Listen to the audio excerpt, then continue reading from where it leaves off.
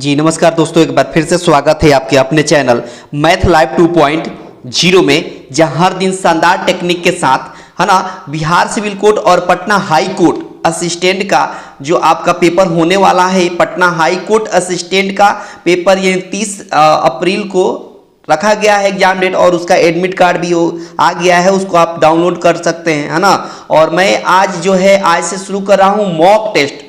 ये mock test 1 है और स्पेशली जो पटना हाई कोर्ट का पेपर होने वाला है उसी को प्रीवियस ईयर को एग्जाम का जो प्रीवियस ईयर में जो क्वेश्चन पूछा हुआ है उसी को देखते हुए ये डिजाइन किया गया है और बिल्कुल नए पैटर्न पर आधारित ये प्रश्न होने वाला है और बड़ा ही मजा आने वाला है। बहुत ही प्यारा प्यारा क्वेश्चन है और बहुत ही शानदार टेक्निक से और एक बेस्ट अप्रोच के साथ आप चटकाना सीखेंगे कि आखिर वो क्वेश्चन अगर आपके सामने आए तो कौन सा अप्रोच लगाइएगा और कौन सा टेक्निक अपनाइएगा कि बिल्कुल एक झटके में उसको चटका दें। ये होना चाहिए, है ना। अंत तक देखिएगा, हर क्वेश्चन से आपको कुछ ना कुछ सीखने को जरूर मिलेगा, ठीक है ना। बहुत बढ़िया। और उससे पहले आपसे छोटी सी नम्र निवेदन है कि सब लोग इस सेशन को लाइक कर दें, ज़्यादा से ज़्यादा अपने दोस्तों के पास शेयर कर दें, और अगर चैनल पर पहली बार हैं तो चैनल को सब्सक्राइब कर लें ताकि आने वाले नए क्लास का नोटिफिकेशन आपको सबसे पहले मिल जाएगा। एक भी क्लास आप मिस नहीं कर पाइएगा, है ना। बहुत शानदार, देखते रहिए, सीखते रहिए। बड़े कमाल का ट्रिक मैं लेकर आया हूं और बड़ी ही शानदार टेक्निक से आप सीखेंगे, है ना। बस कॉपी और पेन लेकर बैठ जाइए, क्योंकि जो भी आपके लिए यूनिक चीज़ दिखाई दे या यूनिक ट्रिक दिखाई दे तो आप उसको तुरंत नोट डाउन कर लें, है ना कि ना, है ना। बहुत शानदार। देखिए सवाल में पहला स्क्रीन पर जो पहला सवाल दिखाई दिया है बोला है कि 3 संख्याओं में से पहली संख्या दूसरी की चौगुनी है और तीसरी की 3 गुनी है। तो बताना है कि यदि तीनों संख्याओं का औसत अगर 95 है तो बोला है कि तीसरी संख्या कितनी है, ये बता देना है आपको। अब इसका जबरदस्त ट्रिक देखिए, बोला है कि पहली संख्या को आप फर्स्ट नंबर को आप x मान लें। क्या मान लें? x। तो दूसरी संख्या जो होगी सेकंड नंबर, वो दूसरी संख्या हो जाएगी, दूसरी संख्या की चौगुनी है तो x/4 हो जाएगी। और तीसरी संख्या जो हो जाएगी वो 3 गुनी है, तीसरी की 3 गुनी है तो x/3 हो जाएगी, x/3 हो जाएगी। बहुत बढ़िया। अब सवाल में बोला है कि इनका औसत 94 है, तो आपके इन सबसे अगर औसत 95 है तो योग पूछा जाए, योग, तो उसी 95 में 3 से मल्टीप्लाई कर देंगे तो योग निकल जाएगा। जब भी कितनों संख्याओं का एवरेज दिया रहे और उसमें जितना संख्याओं का एवरेज दिया है उसमें उतना ही से मल्टीप्लाई कर दीजिएगा तो योग निकल जाता है। तो मान लो 3 संख्याओं का औसत दिया था 95, योग पूछा जाए तो उसी 95 में 3 से गुणा कर देंगे। अब योग क्या होता है? योग का मतलब तीनों संख्याओं को जोड़ देंगे। तो फर्स्ट नंबर हो जाएगा x, दूसरा नंबर हो जाएगा x/4 और तीसरा हो जाएगा x/3। तीनों का योग कितना आ गया? गुणा कर दीजिए। 3 × 5 = 15, 9 × 3 = 27, 27 और 1 28, ठीक है ना। बहुत शानदार। अब देखिए, अब यहाँ पर होगा क्या कि सबसे पहले इसका एलसीएम निकालेंगे और भिन्न का जोड़ करेंगे। और भिन्न का जोड़ करने का क्या ट्रिक है कि इसका 4 और 3 का एलसीएम कितना होगा, तो कहिएगा कि 12 होगा। क्या करते हैं कि 12 से इस x में गुणा करेंगे तो 12x हो गया, है ना।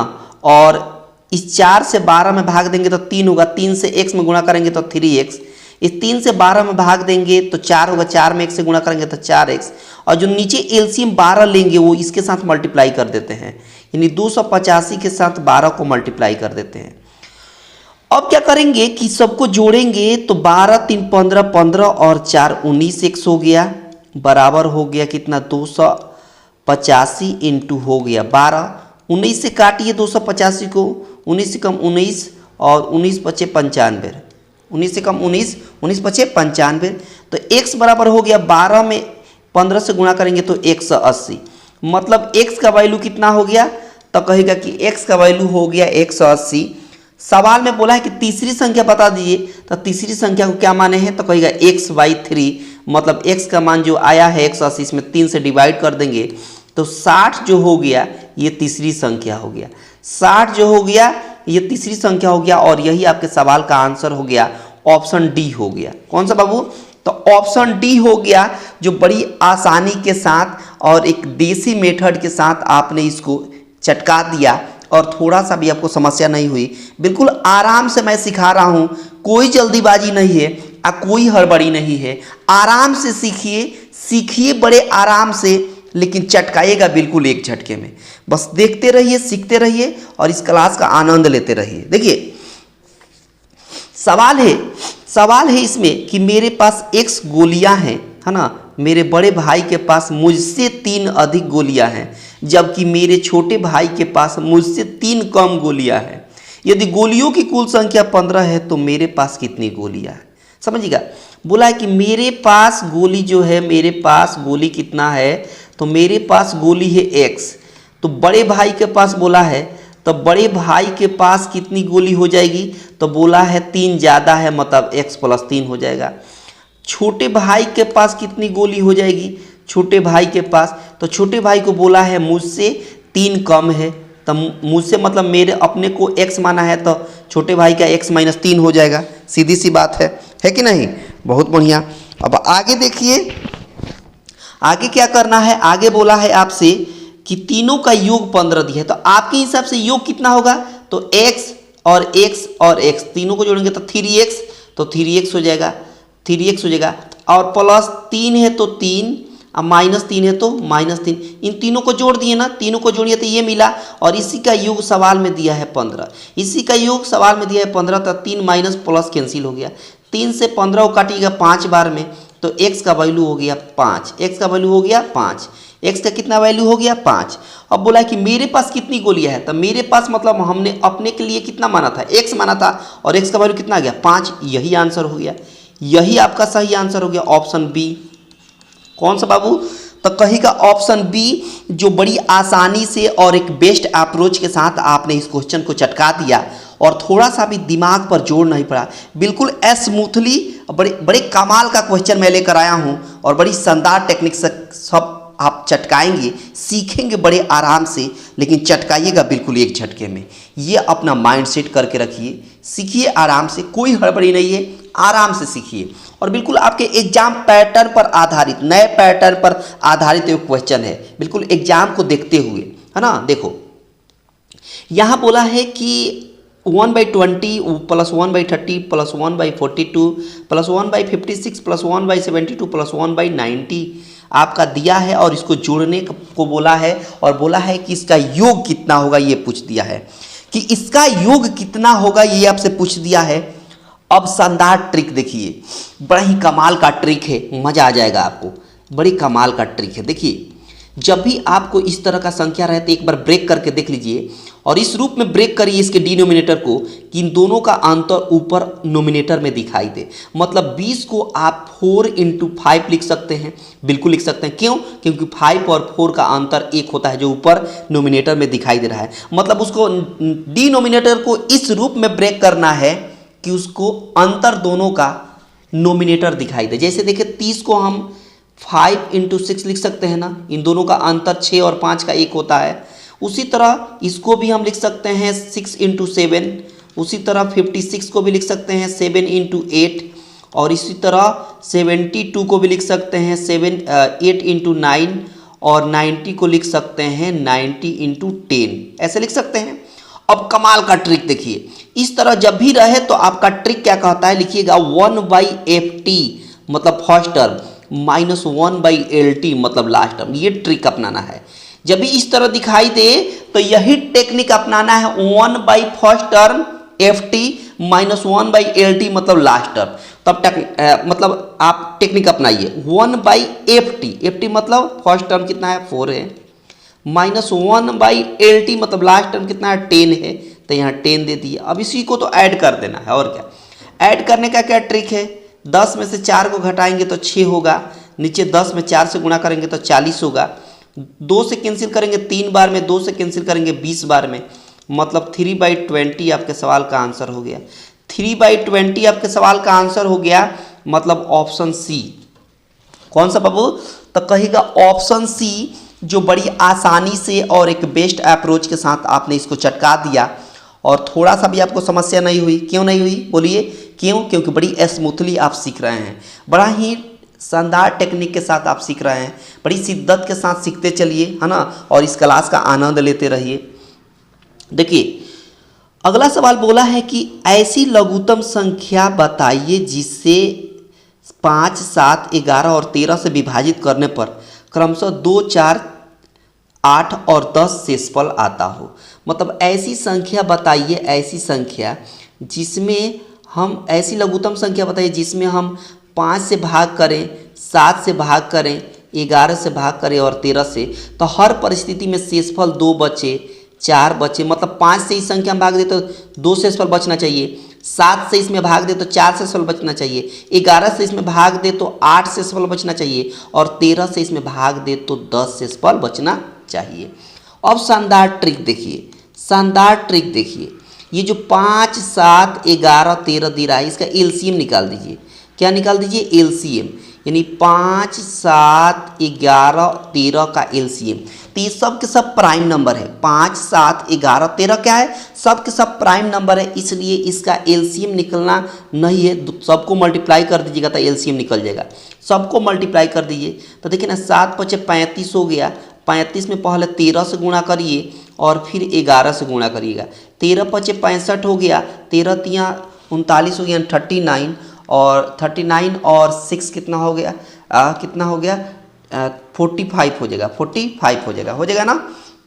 13 × 5 = 65, 6 हासिल हो गया, 13 × 3 = 39 और 6 45 हो गया। और इसमें 11 से गुणा करना है, और 11 से गुणा करने का क्या ट्रिक होता है देख लीजिए। 5 है तो 5 लिख दिया जाता है, दोनों को जोड़ दीजिए तो 5, 5 10 का 0, 1 कैरी होगा, फिर लास्ट में एक अंक छोड़ दीजिए, आगे बढ़ जाइए, 5 और 4 9, 9 1 10 का 0 हो गया, फिर से एक कैरी, फिर लास्ट वाला अंक लीजिए 4, 4 में 1 जोड़िएगा तो 5, यानी आपका एलसीएम हो गया 5005।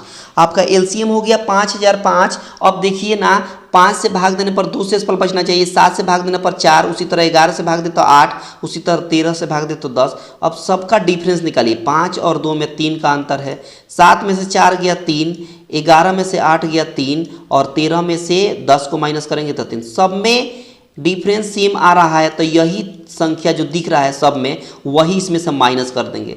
सब में क्या दिख रहा है? 3 दिख रहा है ना, तो इसी में से 3 माइनस कर देंगे तो 5002 आपके सवाल का सही आंसर हो जाएगा। 5002 आपके सवाल का सही आंसर हो गया, मतलब ऑप्शन हो गया बी। कौन सा बाबू? ऑप्शन हो गया बी, जो बड़ी आसानी से, है ना, एक बेस्ट अप्रोच के साथ आपने चटका दिया और थोड़ा सा भी आपको समस्या नहीं हुई।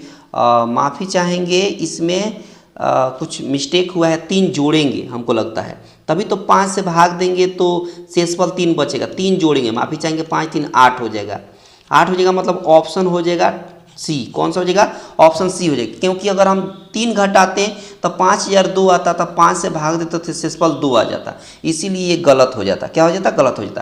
तो इसीलिए इसमें मतलब माइनस नहीं करेंगे बल्कि ऐड करेंगे। 5 में 3 ऐड करेंगे तो 5008 आपके सवाल का आंसर हो गया। ऑप्शन कौन सा? सी हो गया। ऑप्शन कौन सा बाबू? सी हो गया।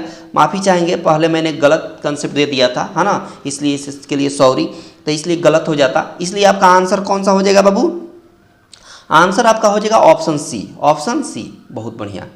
अगला क्वेश्चन देखिए, और इसका ट्रिक देखिए, बड़ा ही शानदार है और बेस्ट अप्रोच है। देखिएगा, सवाल में बोला है कि 10, 12, 16, 20, पी और 26 का औसत दिया है 17। एवरेज कितना दिया है? एवरेज दिया है आपका 17। अब ट्रिक देखिए, बड़े ही कमाल का ट्रिक है, कमाल का ट्रिक देखिए। कितनी संख्या है? तो कहेगा 1, 2, 3, 4, 5, 6, तो 6 से इस एवरेज में मल्टीप्लाई कर दीजिए तो 17 छक होता है 102, 17 छक होता है 102। बहुत बढ़िया। अब क्या कर दिया? आपको निकालना है पी का मान। किसका मान निकालना है? तो कहेगा पी का मान निकालना है। तो एक काम करिए, सबको जोड़ दीजिए और पी को छोड़ दीजिए। सभी अंकों को, सभी संख्याओं को जोड़ दीजिए और पी को छोड़ दीजिए। तो 10 और 12 22 हो गया, 10 और 12 22 हो गया। और यहाँ पर आप 22 में 16 जोड़िएगा, 22 में पहले 10 जोड़िएगा तो 32, 32 और 6 38 हो गया। 38 में 20 जोड़ेंगे तो 58 हो जाएगा। 58 में 26 जोड़ दीजिए, 58 में 26 जोड़ेंगे तो यहाँ 8 6 14, 7 1 8 हो गया, 84 हो गया। और यही 84 इस 102 में से माइनस कर दीजिए। यही 84 102 में से माइनस करेंगे तो 12 में से 4 गया 8, यहाँ 9 में से 8 गया 18 आपके सवाल का आंसर हो गया। यानी पी का मान कितना हो जाएगा? 18 हो जाएगा। और बड़ा कमाल का ट्रिक है, बड़ा ही ज़बरदस्त ट्रिक है। जब भी इस तरह का आपके सामने क्वेश्चन दिखाई दे तो यही बेस्ट अप्रोच है और यही शानदार टेक्निक है। इस तरह के सवाल को यही टेक्निक से आपको अपनाना है और चटकाना है, इसी टेक्निक से, है ना। बहुत शानदार, बहुत ही खूबसूरत। आराम से देखिए, आराम से सीखिए और कोई जल्दीबाजी नहीं है। और एक बार फिर आपसे मैं याद दिला दूं कि अगर ये पसंद आ रहा है तो सब लोग वीडियो को लाइक कर दें, ज़्यादा से ज़्यादा अपने दोस्तों के पास शेयर कर दें। चैनल पर पहली बार हैं तो चैनल को सब्सक्राइब करके रखें ताकि आने वाले क्लास का नोटिफिकेशन आपको सबसे पहले मिलता रहेगा और एक भी क्लास आप मिस नहीं कर पाइएगा, ठीक है ना। बहुत बढ़िया। और ये देखिए आज का अगला सवाल, देखिए कितना शानदार टेक्निक से आप इसको चटकाएंगे, सीखेंगे। देखिए बोला है कि एक स्कूल में लड़कों और लड़कियों के अनुपात दिया है, बॉयज हैं और क्या है बाबू, गर्ल्स हैं। इन दोनों का रेशियो कितना दिया है? तो 3:2 दिया हुआ है। आराम से सीखिएगा, बड़े कमाल का ट्रिक है। बोला है कि यदि 6 लड़कियां और आ जाए तो 6:5 हो जाता है, 6:5 हो जाता है। अच्छा, आपके हिसाब से कितनी यहाँ बढ़ोतरी हो रही है? एक बात बताइए, 6 लड़कियां आने की बात हो रही है, 6 लड़कियां आने की बात हो रही है, तो लड़कों में तो बढ़ोतरी नहीं हो रही है। अरे यहाँ बोला है कि 6 लड़कियां और आ जा रही है, ठीक है, लेकिन लड़का में तो कोई बढ़ोतरी नहीं हो रही है। मतलब लड़का बॉय जो है जितना पहले था उतना अभी भी होना चाहिए। तो पहले बॉयज यहाँ पर 6 था, कितना, सॉरी, पहले बॉयज यहाँ पर 3 था, अब कितना हो गया है? 6। यानी अब 6 हो गया है तो पहले भी 6 होना चाहिए।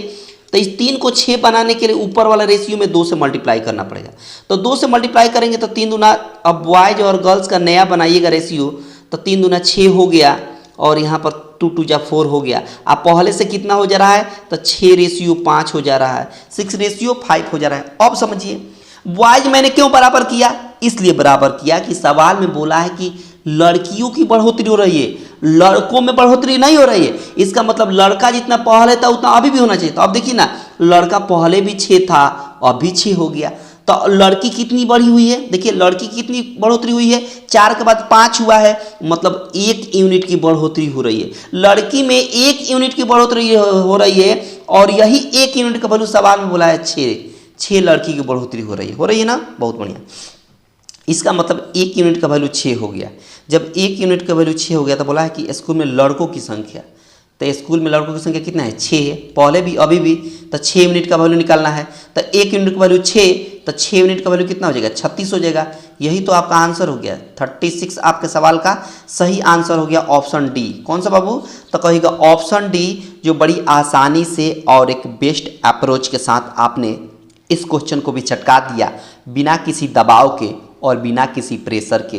बिल्कुल स्मूथली आपने इस क्वेश्चन को चटका दिया और सीख भी गया, है ना। इसलिए पेन और पेपर हम बोल रहे हैं लेकर बैठिए, क्योंकि हर क्वेश्चन आपको कुछ ना कुछ सिखा कर जाएगा। देखिए सवाल में बोला है अगला कि 2 व्यक्ति हैं और उनके आयु का अनुपात 5:9 है। 2 व्यक्ति हैं, ये पहला व्यक्ति है ना, और ये दूसरा व्यक्ति है। इनकी आयु का अनुपात 5:9 है। इनके आयु का अनुपात 5:9 है। बोला है कि उनमें से एक की आयु दूसरे से 40 वर्ष अधिक है। क्या बोला है? उनमें से एक की आयु दूसरे से 40 वर्ष अधिक है। तो बोला है कि उनकी आयु का योगफल कितना होगा। अभी की बात बताइए, मैंने कई बार बताया है, इस तरह का कई बार सवाल आया है। मैंने बताया कि जब भी कोई एक व्यक्ति दूसरे व्यक्ति से ज़्यादा बोले या कम बोले, हमेशा अंतर की बात होगी, हमेशा डिफरेंस की बात होगी, हमेशा डिफरेंस की बात होगी। तो आपके हिसाब से कितना यूनिट का अंतर है? तो 9 में से 5 घटाएंगे तो 4 यूनिट का अंतर है। और यही 4 यूनिट का वैल्यू सवाल में बोला है 40 वर्ष। 40 वर्ष अधिक बताया जा रहा है। आपके हिसाब से 4 यूनिट का अंतर है, क्वेश्चन के हिसाब से 40 वर्ष का अंतर है। क्यों अंतर है? क्योंकि अधिक बोला है। तो हमने कई बार बताया है कि कभी भी कोई किसी से अधिक बोले चाहे कम बोले, हमेशा अंतर की बात सोचिएगा।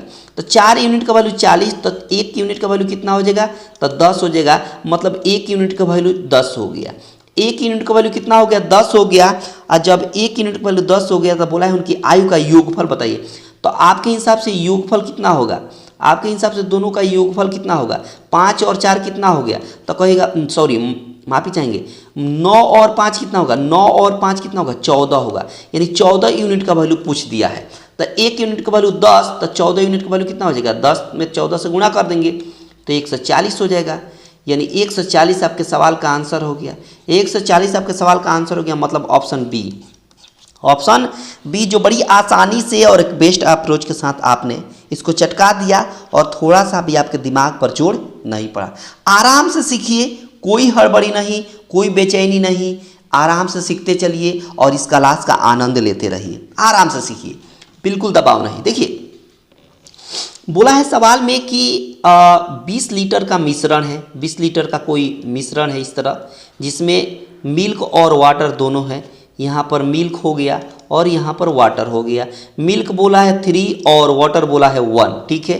बोला इस मिश्रण में दूध की मात्रा कितनी मिलाई जाए कि दूध और पानी 4:1 हो जाए। अब समझिएगा बात, ध्यान से समझिएगा। एक बात बताइए, इसमें मिलाने की क्या बात हो रही है? दूध मिलाने की बात हो रही है, मतलब पानी मिलाने की बात नहीं हो रही है। मतलब ये कि पानी जितना पहले था उतना अभी भी रखना पड़ेगा। तो पानी पहले 1 था, अभी भी 1 है, मतलब ये बैलेंस है। मतलब इसमें कोई छेड़छाड़ करने की जरूरत नहीं है। तो अब देखिए ना, पहले मिल्क 3 था, बाद में मिल्क 4 हो गया। कितना बढ़ाया गया है? तो कहेगा 1 यूनिट की बढ़ोतरी हो रही है। कितने यूनिट की? तो कहेगा 1 यूनिट की बढ़ोतरी हो रही है। अब आ जाइए, अब इनिशियल तो रेशियो यही था, पहले वाला रेशियो तो यही था 3 और 1, तो 3 और 1 मिलाकर कितना होगा? 4, और यही 4 यूनिट का वैल्यू सवाल में दिया है 20 लीटर। क्यों? क्योंकि दोनों को मिलाकर, दूध और पानी मिलाकर 20 लीटर है। यानी 3 यूनिट मिल्क है और 1 यूनिट दूध पानी है, दोनों मिलाकर 20 लीटर के बराबर है। तो 4 से काटिएगा तो 1 यूनिट का वैल्यू 5 हो गया। 1 यूनिट का वैल्यू 5 हो गया और आपसे पूछा है कि 1 यूनिट का वैल्यू निकालना है, क्योंकि यहाँ कितना मिलाया जा रहा है? 1 यूनिट। तो यही 1 यूनिट का वैल्यू कितना है? 5 लीटर। और क्या? 5 लीटर आपके सवाल का आंसर हो गया। 5 लीटर आपके सवाल का आंसर हो गया, ऑप्शन बी। कौन सा बाबू? तो कहेगा ऑप्शन बी हो गया, जो बड़ी आसानी से और एक बेस्ट अप्रोच के साथ स्मूथली आपने इसको क्रैक कर दिया और एक झटके में इसको चटका दिया, बिना किसी दबाव के, बिना किसी प्रेशर के। आराम से सीखते रहिए, किसी के दबाव में नहीं आना है, बिना प्रेशर के सीखना है। एकदम मतलब बिल्कुल माइंड को जो है कि सेटअप इस तरह रखिए कि बिल्कुल आपको टेंशन नहीं रहे। स्मूथली सीखिए, हंसते रहिए, खेलते रहिए, मुस्कुराते रहिए और इस सेशन का आनंद लेते रहिए। आराम से सीखिए, कोई हड़बड़ी नहीं है। देखो सवाल में बोला है कि एक गांव की जनसंख्या में प्रति वर्ष 5% की वृद्धि होती है ना। हर वर्ष 5% की वृद्धि हो रही है। यदि इसकी वर्तमान जनसंख्या 44 से 10 है तो 2 वर्ष पहले जनसंख्या क्या थी? ऐसे ही जनसंख्या बढ़कर भारत नंबर 1 हो गया है। आप देख पा रहे हैं कि हाल ही फिलहाल का न्यूज है, जनगणना में देखिए कि भारत नंबर 1 हो चुका है। विश्व में सबसे अधिक जनसंख्या वाला देश भारत बन चुका है। देखिए बोला है कि एक गांव की जनसंख्या में प्रति वर्ष 5% की वृद्धि हो रही है। बेसिकली इस तरह के क्वेश्चन को ना हम जो कंपाउंड इंटरेस्ट का टेक्निक होता है ना, वही यहाँ पर अपनाते हैं। 5% का मतलब हो जाता है कि 1/20। 5% का फ्रैक्शन वैल्यू क्या होता है? 1/20। मतलब ये नीचे वाला इनिशियल होता है, यानी पहले अगर 20 था तो 1 की बढ़ोतरी करिएगा, 1 की बोल रहा है, वृद्धि ना बोल रहा है, तब 20 में 1 बढ़ाएंगे तो कितना हो जाएगा? 21 हो जाएगा। मतलब पहले आपको 20 था तो अभी वर्तमान में हो गया कितना बाबू? वर्तमान में हो गया 21। वर्तमान में कितना हो गया? 21। तो ये 1 साल का निकला, 1 साल का। जबकि सवाल बोला है कि 2 साल की बात बोला था, फिर से 20 और 21 लिखेंगे, अलग अलग मल्टीप्लाई कर देंगे। 20 में मल्टीप्लाई करेंगे तो 400 हो जाएगा, 21 में मल्टीप्लाई करेंगे तो 441 हो जाएगा। ठीक है। अच्छा, सवाल में बोला है कि वर्तमान जनसंख्या 4410 है। आपके हिसाब से वर्तमान यूनिट कितना है? तो 4041 है। आपके हिसाब से वर्तमान कितना यूनिट है? 4041 है। और क्वेश्चन के हिसाब से बोला है 4410 है। यानी अपनी तुलना क्वेश्चन से कर देंगे, काटेंगे तो एक बार में कटेगा, 1 0 है तो 1 0, यानी 1 यूनिट का वैल्यू 10 हो गया। 1 यूनिट का वैल्यू कितना हो गया 10 हो गया। जब 1 यूनिट का वैल्यू 10 हो गया तो सवाल बोला है कि 2 बरस पहले जनसंख्या कितनी थी, तो यही तो 400 जो यूनिट है ये 2 बरस पहले का है। देखिए ना पहले लिखा है ना, तो ये 2 बरस पहले का है। तो 1 यूनिट का वैल्यू 10, तो 400 यूनिट का वैल्यू कितना होगा, 10 से इसमें मल्टीप्लाई कर देंगे तो 4000 हो जाएगा, 4000 हो जाएगा।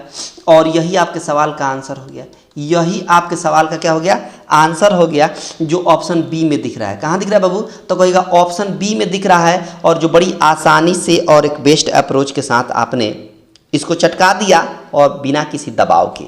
बिल्कुल सीखते रहिए, हंसते रहिए, मुस्कुराते रहिए और इस सेशन का आनंद लेते रहिए। सवाल बड़ी कमाल का है और टेक्निक बड़ी कमाल का है, सीखते रहिए, देखते रहिए। सवाल में बोला है कि यदि एक व्यक्ति अपनी हाथ गाड़ी को 720 रुपये में बेचता है तो उसे 25% की हानि होती है। ठीक है, अगर 25% लाभ कमाना हो उसको तो वह गाड़ी को कितना में बेचेगा, ये पॉइंट है। देखिए बोला है कि 25% की क्या होती है, हानि होती है। टोटल को हम 100% मान लेते हैं। टोटल को क्या मानिएगा, 100%। जब 100% माने तो 25% की अगर हानि पर बेचिएगा तो कितना पर बेचिएगा, तो कहेगा 85% पर, सॉरी 75% पर बेचेंगे। कितना पर बेचेंगे, 75% पर बेचेंगे। और क्या, 75% पर बेचेंगे। और यही 75% का वैल्यू सवाल में बोला है 720। यही 75% का वैल्यू सवाल में बोला है 720। ठीक है, एक बात बताइए, 5 से काटें तो 5 कम 5 और 3 से काटते हैं, 3 से काटेंगे तो आसान हो जाएगा। 3 दूना 6, 3 पचे 15 और 3 से ये काटेंगे तो 3 दूना 6 और 3 चौका 12, 240 हो गया। हमने 3 से क्यों काटा अभी पता चल जाएगा। आप कहिएगा कि सर 15 से भी काटते हैं, 5 से भी काटते हैं, है ना, इससे काट सकते हैं। नहीं, हमने 3 से काटने का एक मकसद है। क्या मकसद है ये देख लीजिए। मैंने 3 से इसलिए काटा ताकि ये 25 बन जाए। क्या बन जाए, 25 बन जाए। और 25 बन जाएगा तो काम हमारे लिए आसान हो जाएगा। कैसे, तो अब देखिए सवाल बोला है कि 25% का लाभ कमाना है, तब कितना में बिकेगा। तो पहले 100 था, 25% का लाभ कमाइएगा तो कितना हो जाएगा, तो कहेगा 125% हो जाएगा। इसका मतलब यही 125% का वैल्यू निकालना है। आपको किसका वैल्यू निकालना है, 125% का वैल्यू निकालना है। अब आपको समझ में आ गया होगा कि क्यों हम 3 से काटे थे, 3 से क्यों कैंसिल किए हैं, क्यों इसको 25 बनाए जानबूझकर। क्यों, क्योंकि 25 के टेबल में 125 आता है 5 बार में। ये 25 से 125 के पास पहुंचिएगा तब कितना गुना, 5 गुना। तो इधर भी आप 5 गुना कर दीजिए, काम खत्म। तब 20 पचे कितना होता है, सॉरी 24 पचे कितना होता है, 120। 24 पचे कितना होता है, 120। बगल में एक जीरो है तो एक जीरो हो गया, मतलब 125% का वैल्यू कितना हो गया, 1200। 125% का वैल्यू हो गया 1200। और यही आपके सवाल का आंसर हो गया ऑप्शन डी। ऑप्शन डी, जो बड़ी आसानी से और एक बेस्ट अप्रोच के साथ आपने इस क्वेश्चन को चटका दिया ना। बड़े कमाल का ट्रिक है, बहुत ही कमाल का ट्रिक है। देखते रहिए, सीखते रहिए, इस जीवन का आनंद लेते रहिए। कमाल का टेक्निक है, कमाल का, सीखिए। इसीलिए मैंने बताया था कि पेन और पेपर लेकर बैठे रहिएगा ना, तो जो भी यूनिक चीज़ दिखाई दे उसको आप तुरंत नोट डाउन कर पाइएगा। देखिए सवाल में बोला है कि यदि किसी राशि का 5% की दर से 2 बरस का चक्रवृद्धि ब्याज 328 रुपया है तो वह राशि कितनी है। मैंने बताया है, राशि को प्रिंसिपल कहते हैं और प्रिंसिपल को हम 100 मान लेते हैं। कितना मान लेते हैं, 100। और ये चक्रवृद्धि ब्याज है और 2 बरस की बात बोला है, तो मैंने कई बार बताया है कि चक्रवृद्धि ब्याज में 2 बरस का डायग्राम आपको याद होना चाहिए। 2 बरस का डायग्राम ऐसे होता है। 2 बरस का डायग्राम कैसे होता है, तो ऐसे होता है, इस तरह का, ठीक है ना। क्योंकि चक्रवृद्धि ब्याज में ब्याज के ऊपर भी ब्याज मिलता है। अब बोला है कि 5% की बात बोला है, तो 100 का 5% कितना होगा, तो ये 5 होगा, यहाँ भी 5 होगा। इस 5 का, क्योंकि ब्याज के ऊपर ब्याज लगता है, तो इस 5 का भी 5% कितना होगा। इस 5 का 5% निकालिएगा, 5 का 5% निकालिएगा तो 0.25 होगा। क्या होगा बाबू, 0.25 होगा। 5 का 5% कितना होगा, तो कहेगा 0.25 होगा। अब देखिए, अब सवाल में बोला है कि चक्रवृद्धि ब्याज 328 रुपया है। चक्रवृद्धि ब्याज कितना है, 328 रुपया है। आपके हिसाब से चक्रवृद्धि ब्याज कितना हो जाएगा, जोड़िएगा तो जोड़िए, 5 5 10, 10 में 0.25 जोड़ेंगे तो 10.25 आएगा। और इसी 10.25 का वैल्यू बोला है 328।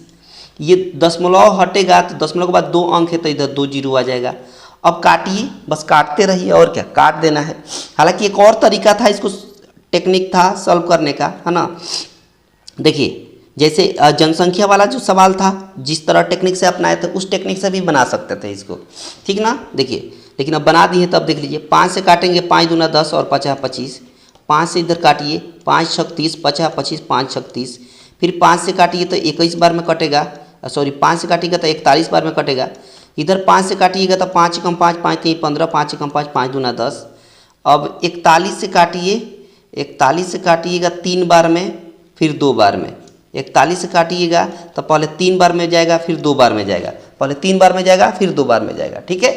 ये कैसे पता चल गया कि 41 से 3 बार में 2 बार में, क्योंकि ये 4 से 40 अगर समझिएगा तो 4 3 12 1300 है, 1200 जो आ रहा है वो 3 गुना दिख रहा है। 40 से गुना करिएगा 1200 के पास पहुंचेगा तो 3 गुना, फिर 2 दिखाई दे रहा था और यहाँ 1 दिखाई दे रहा था, इसलिए 1 का 2 गुना दिखाई दिया, इसलिए हमको उस टेक्निक का प्रयोग कर लिया था। 1 यूनिट का वैल्यू कितना आ गया, 32 हो गया। 1 यूनिट का वैल्यू 32 आ गया तो सवाल में बोला है कि राशि बताइए, यानी प्रिंसिपल को कितना माने 100 यूनिट, कितना यूनिट 100 यूनिट। तो 1 यूनिट का वैल्यू 32, तो 100 यूनिट का वैल्यू कितना हो जाएगा 3200 हो जाएगा। 100 यूनिट का वैल्यू कितना हो जाएगा 3200 हो जाएगा। और यही आपके सवाल का आंसर हो गया ऑप्शन सी। और क्या, ऑप्शन सी हो गया, जो बड़ी आसानी से और एक बेस्ट अप्रोच के साथ आपने इसको चटका दिया, वो भी बिल्कुल एक झटके में, है ना। हालांकि एक और ट्रिक था इसको बनाने का, एक और टेक्निक है, मैं आपको दिखा देता हूँ। एक और टेक्निक है, देख लीजिए और सीख लीजिए। एक और टेक्निक क्या है कि 5% का वैल्यू कितना होता है, 5% का वैल्यू 1/20 होता है। मैंने बताया था नीचे वाला प्रिंसिपल हो जाता है, प्रिंसिपल 20 को लीजिए, अमाउंट कितना हो जाएगा, तब 20 में 1 जोड़ दीजिए तो 21 हो गया। 2 साल की बात बोला है तो फिर से 20 और 21 लिखेंगे, ठीक है। 20 में गुणा करेंगे तो 400, 21 में गुणा करेंगे तो 441 हो गया, ठीक है। आपके हिसाब से दोनों का अंतर क्या होता है, तो कहेगा इंटरेस्ट होता है, ब्याज होता है। प्रिंसिपल और अमाउंट का डिफरेंस जो होता है वो क्या होता है, ब्याज होता है। आपके हिसाब से ब्याज कितना होगा, 441 में से 400 घटेगा तो 41 यूनिट, और यही 41 यूनिट का वैल्यू सवाल में बोला है कितना 328। आपके हिसाब से 41 यूनिट ब्याज है, क्वेश्चन के हिसाब से 328 ब्याज है। काटिए कितना बार में, 8 बार में कटेगा, 8 बार में कटेगा ना, 8 बार में 1 यूनिट का वैल्यू 8 हो गया। सवाल में बोला है कि राशि बताइए, राशि कितना यूनिट है, तो 400 यूनिट है। कितना यूनिट है, 400 यूनिट है। तो 1 यूनिट का वैल्यू 8, तो 400 यूनिट का वैल्यू कितना होगा, 8 चौका 3200। तो ऐसे भी बना सकते हैं, ये भी आंसर हो गया। आप ऐसे भी बना सकते हैं, ऑप्शन सी। आप ऐसे भी बना सकते हैं और इसके पहले वाला जो टेक्निक बताया था वैसे भी, जैसे आपको समझ में आया हो, या जो टेक्निक से आपको सवाल जल्दी सॉल्व हो जाए, बस मकसद यही है। सवाल को सॉल्व करना और जल्दी बनाना दोनों दो बात है, क्योंकि आपके पास टेक्निक प्रॉपर रहेगा तो आप एक झटके में चटका दीजिएगा, नहीं तो अगर लेंदी मेथड बनाइएगा तो काफ़ी ज़्यादा वक्त लगेगा। और आपके एग्जाम में टाइम का ही खेल है, टाइम है तो सब है कि नहीं। बहुत बढ़िया, आगे देखिए अगला सवाल। देखिए अगला सवाल क्या बोल रहा है, बोला है सवाल में बोला है, आपके सवाल में बोल रहा है कि ए किसी कार्य को 20 दिन में कर सकता है, जबकि बी उसी काम को 30 दिन में करता है, तो ए और बी कितने दिन में काम करेंगे। ये बिल्कुल बबुआ सवाल है। बिल्कुल कौन सवाल है, बबुआ। ए जो है किसी काम को 20 दिन में करता है, बी उसी काम को 30 दिन में करता है। पहले टोटल वर्क निकाला जाता है, टोटल वर्क कितना हो जाएगा, तो कहेगा 60 हो जाएगा। टोटल वर्क कितना हो जाएगा 60। एलसीएम ही टोटल वर्क होता है, 20 और 30 का एलसीएम कितना होगा 60 होगा, यही टोटल वर्क होता है। 20 से 60 भाग देंगे तो ए जो है 3 यूनिट काम करेगा, 30 से 60 में भाग दीजिएगा तो 2 यूनिट काम करेगा। मतलब करना किसको है, ए और बी दोनों मिलकर करना कितना काम है, तो कहेगा टोटल 60 काम करना है। ए को 4 एक जो है एक दिन में 3 यूनिट काम करता है, बी जो है एक दिन में 2 यूनिट काम करता है। टोटल काम करना है 60 यूनिट, तो कितना हो जाएगा 3 और 2 5 यूनिट जब काम करेगा तो कितना दिन में काम कंप्लीट हो जाएगा, तो हो जाएगा 12 दिन में। कितना दिन में बाबू, 12 दिन में काम कंप्लीट कर पाएंगे दोनों मिलकर, तो ऑप्शन सी हो जाएगा। कौन सा हो जाएगा बाबू, ऑप्शन सी हो जाएगा, जो बड़ी आसानी से और एक बेस्ट अप्रोच के साथ आपने इस क्वेश्चन को चटका दिया। और इसी में लिए मैं बता रहा हूं कि बिल्कुल शिद्दत के साथ सीखिए और देखते रहिए। देख रहा है ना विनय, बस यही है, विनय जो है कि हमेशा देखता है कि कैसे बन रहा है कि नहीं। बहुत बढ़िया, सवाल देखिए और चटकाते हुए चलिए। सवाल में बोला है किसी मीनार की परछाई की लंबाई मीनार की लंबाई से √3 गुना है, सूर्य का उन्नयन कोण ज्ञात कीजिए। देखिए बोला है कि किसी मीनार की परछाई की लंबाई जो है मीनार की लंबाई से √3 गुना है। सबसे पहले ये हाइट एंड डिस्टेंस का सवाल है और ये टेक्निक अपनाया जाता है। एक समकोण त्रिभुज बनाया जाता है और नीचे ऊपर वाला ये जो है मीनार है, ये ऊपर वाला क्या है मीनार है और नीचे वाला छाया है। नीचे वाला क्या है छाया है, ठीक है। मीनार का बोला है कि परछाई की लंबाई जो है मीनार से √3 गुना है। और यदि मीनार को अगर हम 1 मान लें तो छाया हो जाएगी √3 गुना। √3 गुना बोला है तो 1 का √3 गुना क्या हो जाएगा √3। अब सवाल में बोला है कि उन्नयन कोण मतलब यह कोण, इसी को कहते हैं उन्नयन कोण, ये निकाल देना है थीटा। एक बात बताइए, ये अगर थीटा ये है तो इसको बोलेंगे P और इसको बोलेंगे B, यानी लंब और आधार।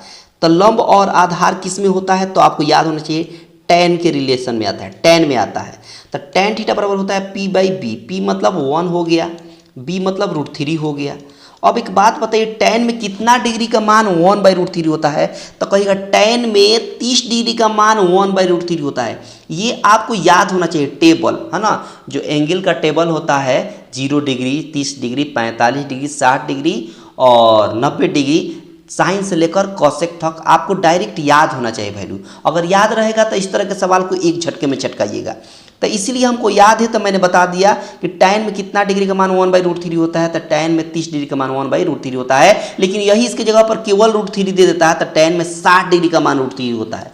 tan में 60 डिग्री का मान √3 होता है और tan में 30 डिग्री का मान 1/√3 होता है। तो एंगल कितना हो गया उन्नयन कोण 30 डिग्री हो गया। उन्नयन कोण कितना हो गया 30 डिग्री, मतलब ऑप्शन बी।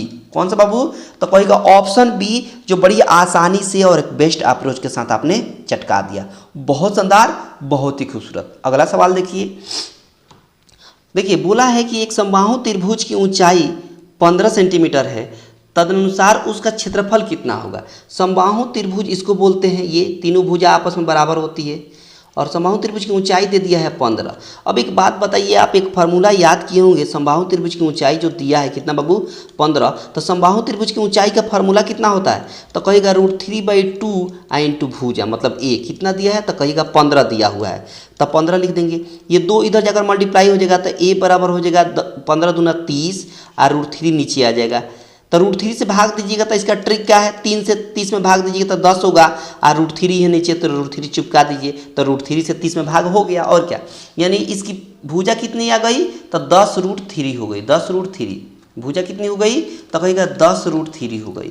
अब आपसे पूछा है कि क्षेत्रफल कितना होगा। क्षेत्रफल मतलब एरिया पूछ दिया है। एरिया होता है √3/2 इंटू भुजा x²। भुजा मतलब a²।